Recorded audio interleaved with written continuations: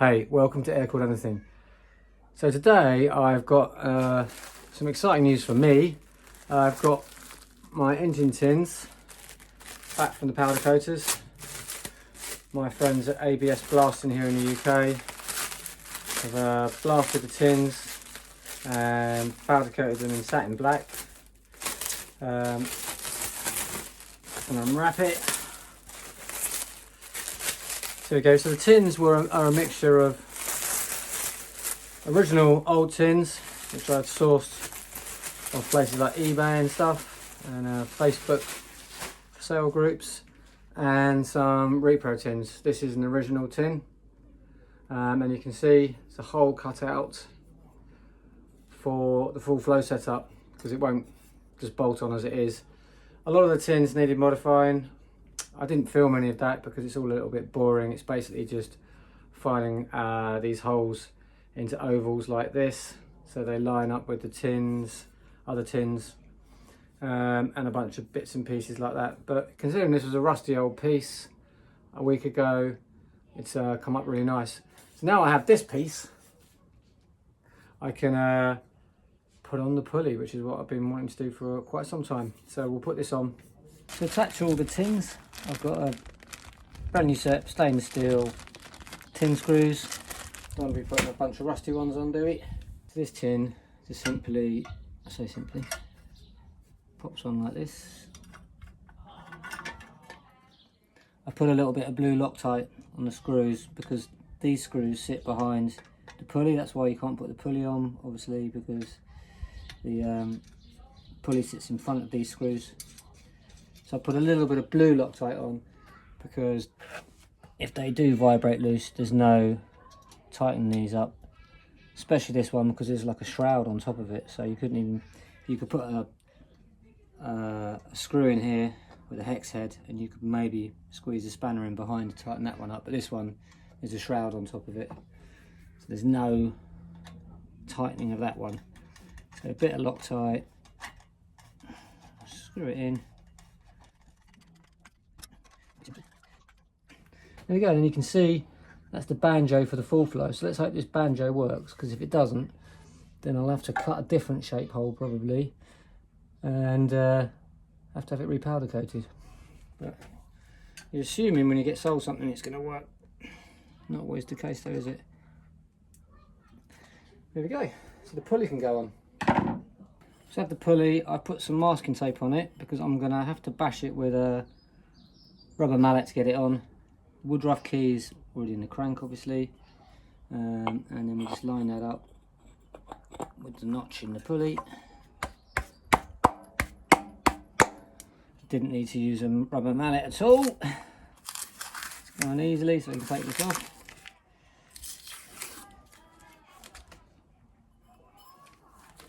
There we go, it's starting to look nice. So for the pulley nut, I have this MP broached pulley nut, and it hasn't got a washer, so you just put it on without a washer, and it has a 1/4 inch socket hole, I suppose you call it, slot, so you just put your socket wrench straight in there. Now I don't want, when I put this on, I don't want the edge. When I put this on, I don't want the edge, the broached edge, to damage the paint on the pulley. So what I do in this sort of situation is I put a bit of copper slip-on or copper grease, just a smear of it like this, and that just helps with the paint, so it slips over the paint. It's nice building new things, just goes on easily. Now there is a torque setting for this, but I don't know what it is, so I'm just going to leave it like that for the minute. I've looked it up and the torque for the pulley nut is 30. Put the flywheel locking nut on, there we go.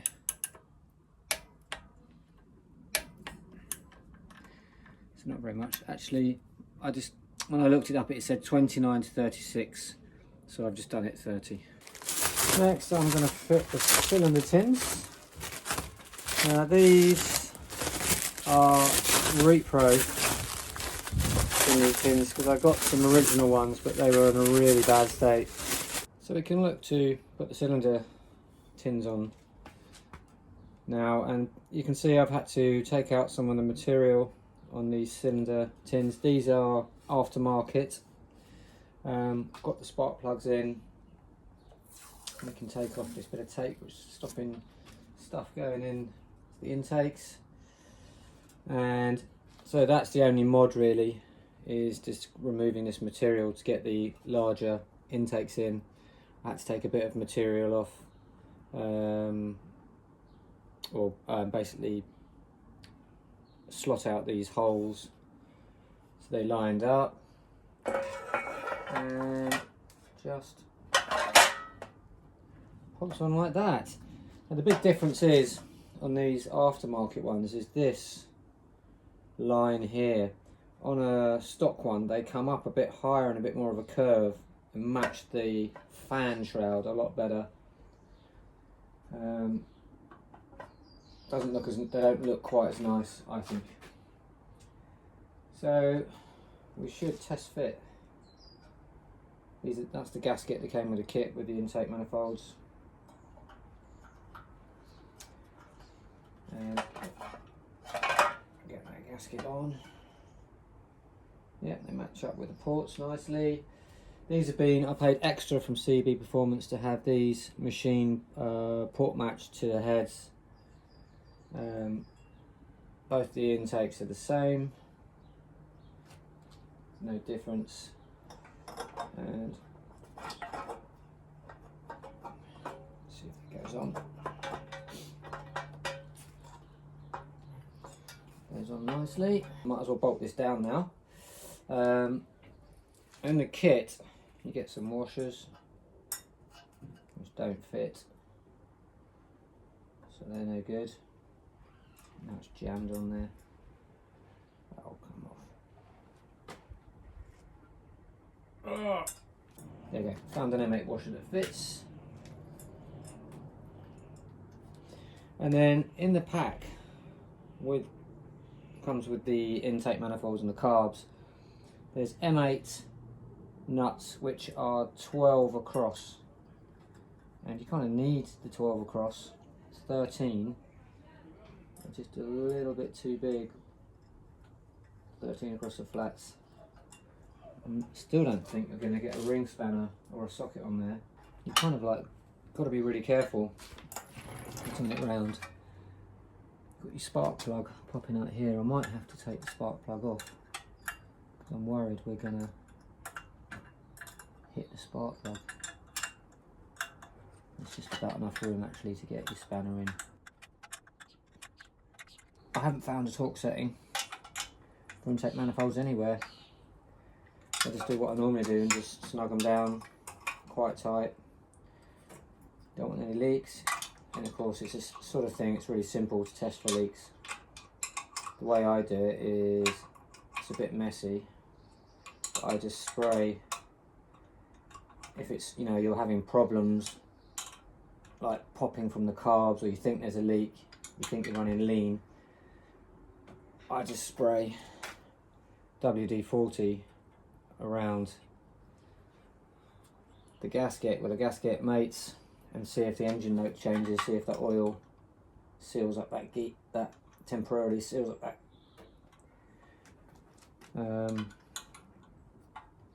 leak. In the past I have put some sealant on intake manifolds when I've had a leak, and that's always sorted it out. But you're supposed to, I'm pretty sure you're supposed to fit these dry.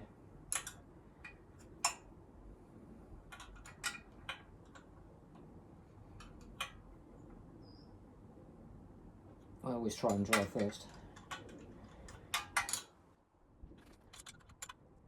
I'm really mindful of that spark plug. There we go.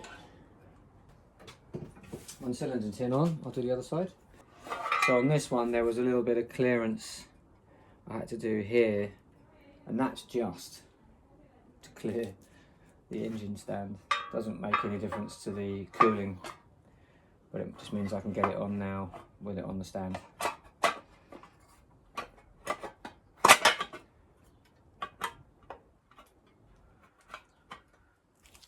There we go. Intake manifolds. I've read some stuff about inside diameters and how you treat that. Some people think it's a good idea to clean out and polish the inside so it's all a smooth surface inside to help flow. And other people say actually having a slightly rough inside surface is good because it helps mix the air and fuel and creates a tumbling effect and doesn't actually affect the flow. It's all still going in. Obviously the diameter affects the amount going in, the amount of the flow, but actually having a rough inside helps create better mixture. Next up, we've got these funny tins which go just at the back of each of the cylinders. Now these are original parts. I don't even know if you can get these as repro, but that actually is in that was really quite rusty, or quite bad surface rust. Yeah, you can see there on the inside it's quite a bit of pitting, but on the outside, the bit you see, or is that the outside? I can never remember. Yeah, that one goes there, so you will see it. So what we're going to do is we are just going to put these on loosely for now. Now, some of these tins have got captive nuts, and it's been powder coated, so it's a good idea to get a tap and just clean out those threads. These are M6 by 1, just to get the powder paint out.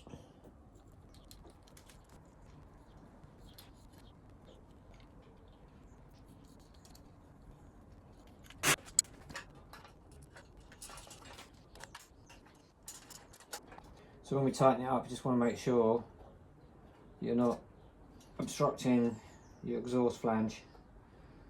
I've mocked all this up, so I know that works. We have a similar sort of tin. Again, this quite pitted.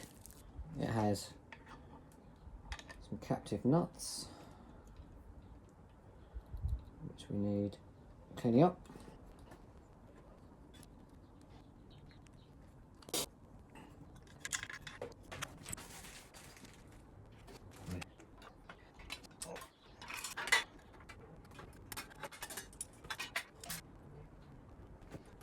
So you can see I've just got a clamp on.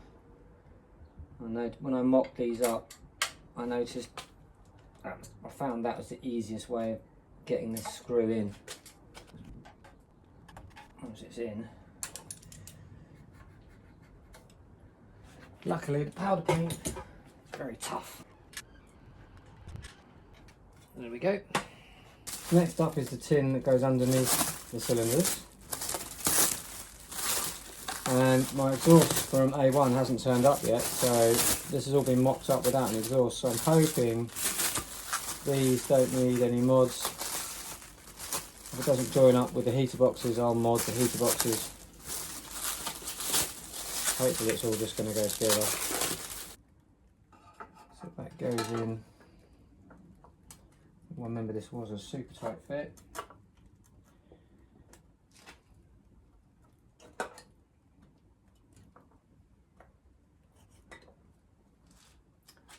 So it goes in like that, and then these come together. So before we go any further, we're going to clean out, I'll just clean out these, and there's 2 captives here as well where the heater box is attached. I'll just do those now. So I've cleaned out the holes, and I've noticed on these aftermarket parts that I had to die grind out the hole, the other side of the captive nut, because they didn't quite line up. I mean, these are quite nastily made. I mean, look at the shaping of them. I mean, pretty nasty stuff. And they took a little bit of fettling to fit. Try to say that 3 times quickly. Fettling to fit. So it's a tricky situation to get these on. Now, I have bought some nice black stainless penny washers to go on these, where these attach to the engine case, because I had to make the holes in the tins a bit bigger, so it just keeps the strength. I don't like having a silver stainless on this one and a black one on that one.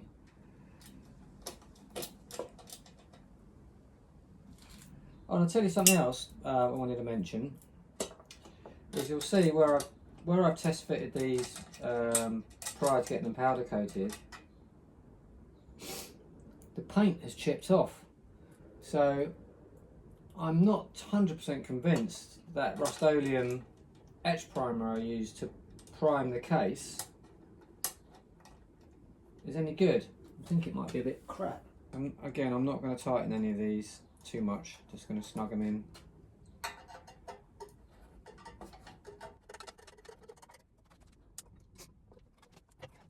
Sometimes need a little bit of a tweak.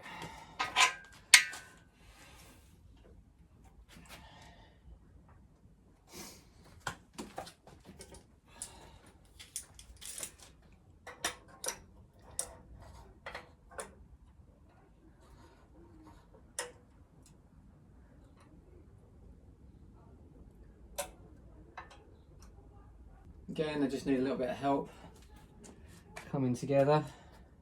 Oh, I tell you what, I didn't clean out the threads on these cylinder tins, so I'll need to do that. It's fiddly, this one. This engine stand. Actually, now I can take this off now.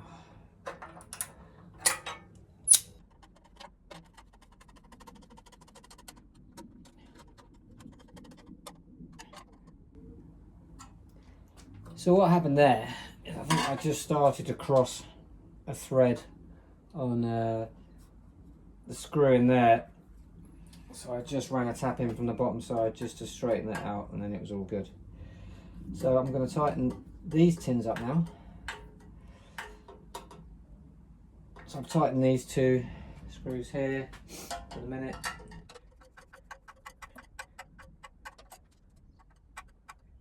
They're tightened up. So I'm hoping when the exhaust arrives, there's enough clearance on the flanges for the exhaust to attach. If not, I can just get panel hammer and just tap this edge down a little bit just to open it up. But I'm hoping it's going to be okay as it is, so I don't want to damage the powder paint. So we'll do the bottom tins on the other side, which come in stock. They come in 2 sections. That's so you can have access to your thermostat, which we're not running on this. So these come in 2 parts.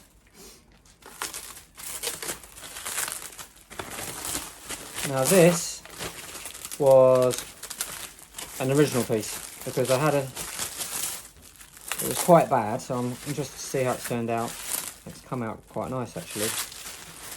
A little bit of pitting around this edge here, but the aftermarket one, the repro one, was so bad. I mean, it just didn't even remotely fit, and I just gave up in the end. So again, 2 threads to tap. This goes in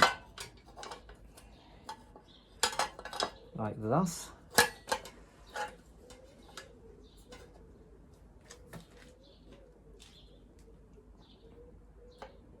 And you can see that I think someone has trimmed it. I mean, it's a pretty bad edge. Someone's trimmed this. That should fit flush against there. So some of that cooling air is gonna leak out. But I think we'll be okay. Second piece. Oh, something else wrapped up in there.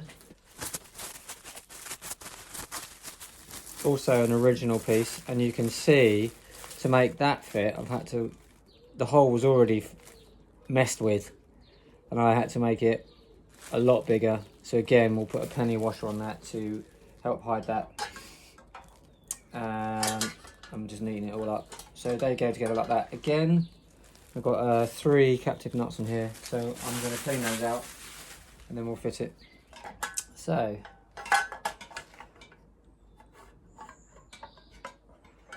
this tin doesn't want to go on.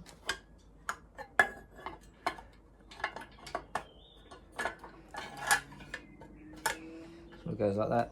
Again, another nice stainless penny washer, black stainless penny washer.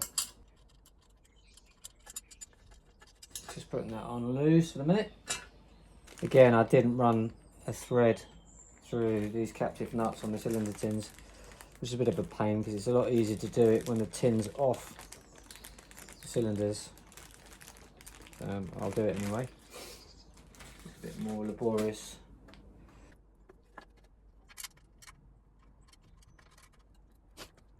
The stock tins always want to go together a lot better than the aftermarket ones. You can't beat the original tins.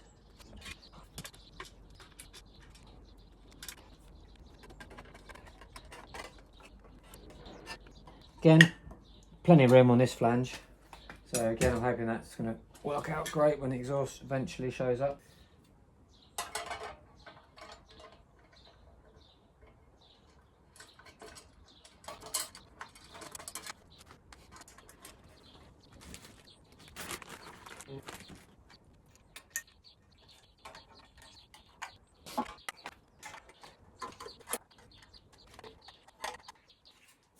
There we go. If we go back to the pulley tin again, I noticed that when the rear tin fits on top of this, there was quite a lot of air where this tin meets the tin that sits on top of it. And I was just thinking the exhaust is going to be here and a lot of heat's going to come up and into the engine bay and then be recycled round over the cylinders. So I went online and found a piece of edge trim with this sort of like lipped profile.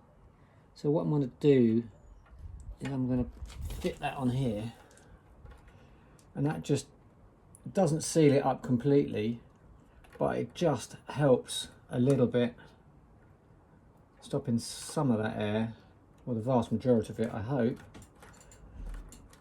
from coming up into the engine bay. It's kind of quite neat as well. I don't know if it will stay there. Maybe, you know, 200 miles down the road, it won't be there anymore. But I'm going to give it a go. The next tin to look at is the rear tin, or the over the exhaust tin as it's sometimes called. Again, this is,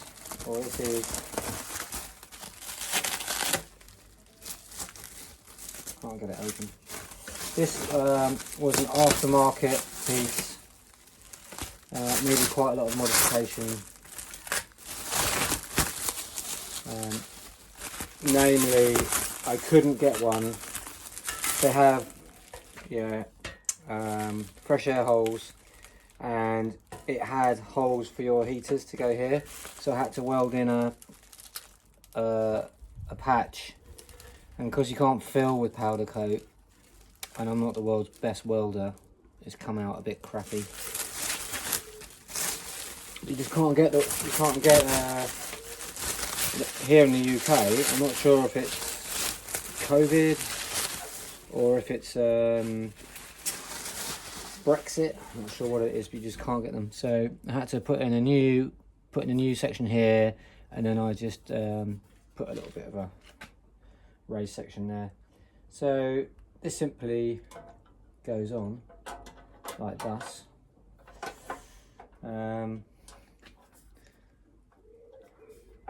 it's a bit of a tight old fit. So to do that, that's why I didn't tighten these up. You just need to take that screw that's in here out, and then the whole thing should go together. Now, because I'm not using the oil drain hole, I've made a plate which just simply goes in to cover that hole and just tidies up that whole area. And actually it makes it look really nice and neat. So just to help us out, I'm going to tighten this one down because it's hidden underneath that tin. And tighten it down, and hopefully this hole will be in the right place to line up with the rear tin. So we get the rear tin, pop it on thus. Do the same actually on that one over there.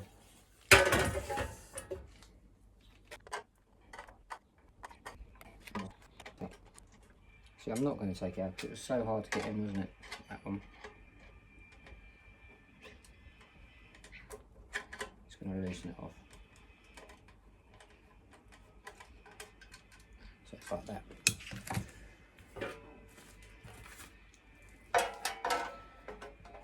Pop this tin in.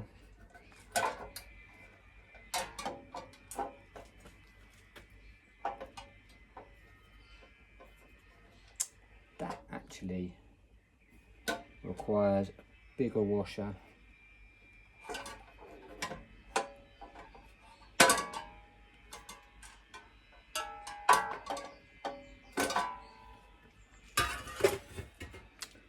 So we do have to take it out. So we're going to put one of these black stainless penny washers in that one. So just loosely attach that one there.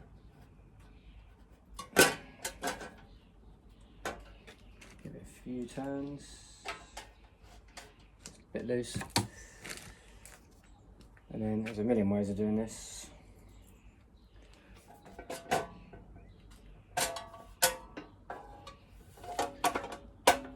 Put this one on.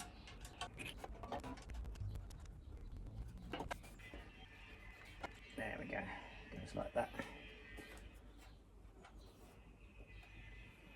Not going to fully tighten it. Just going to get it snug.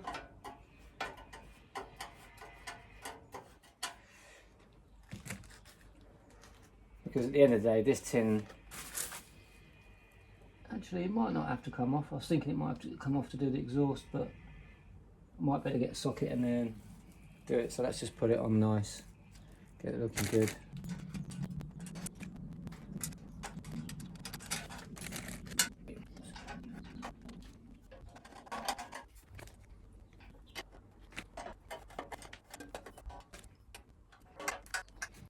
And as I said, this goes in like this.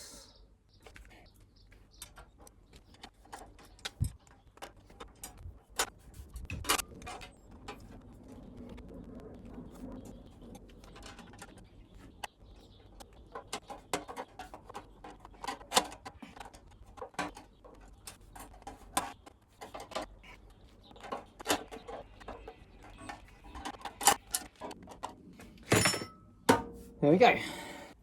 Well, the next piece of tin is the biggest piece, I guess. It's the fan shroud. This was an aftermarket one. It's scat. No modifications to this. Well, there was one, and I'll show you that when I unwrap it.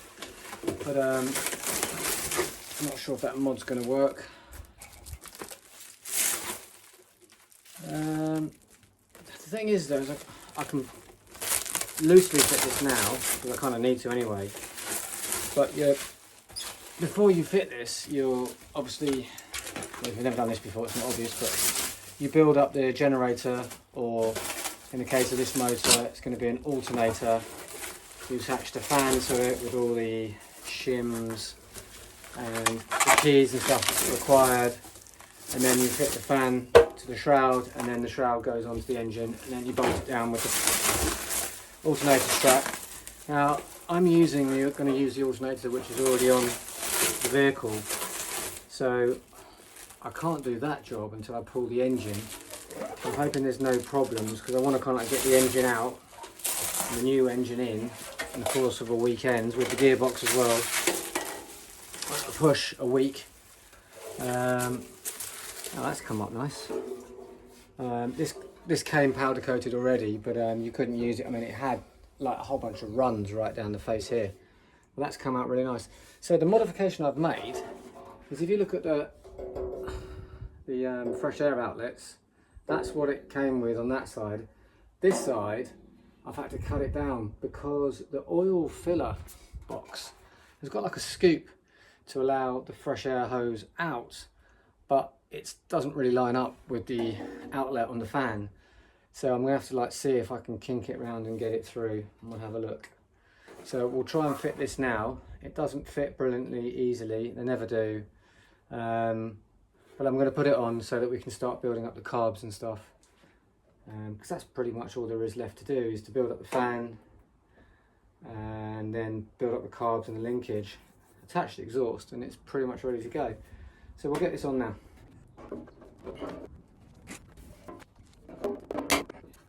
If you've ever fitted a fan shroud before, you know what a pain in the arse they are. The least number of times you do this, the better. It was a tight fit before we powder coated it. It's going to be, obviously, the powder coat paint is quite thick and it can make it hard to fit it on. I know that I have to lever out this cylinder on this side is super tight, so this needs to lever out as I do it.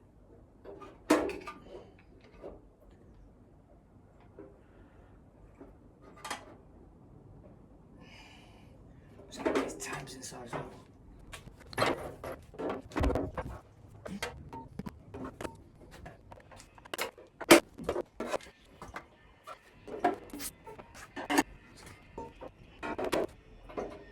There we go. Without the fan, without the alternator, which I haven't mocked up, so I hope the alternator sits with the stand properly. I'll tell you what, I'll take you around to look at the back. So on the back of the engine, there is the front tin, which won't fit on because of the engine stand.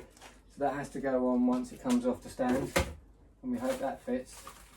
Then we have the two tins for the doghouse. You've got this one fits here, and this one bolts the screws underneath and then comes out through the rear tin. But again, because of the engine stand and starter motor mount, can't fit this now.